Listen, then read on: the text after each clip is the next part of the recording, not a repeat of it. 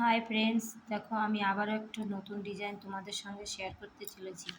প্রথমে আমি ডিজাইনটিকে বানিয়ে নিয়েছি, এরপরে দেখাইতেছি যে আমি ডিজাইনটা কিভাবে বানিয়েছি।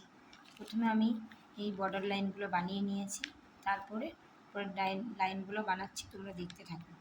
প্রথমে আমি ঘরে একটা সুচটাকে তুলে নিলাম, তারপরে আমি 1 2 3 4 5 6 7 8 9 10 11 12 লাইন উপরে আমি ঘর গুনে সুচটাকে তুলে নেব।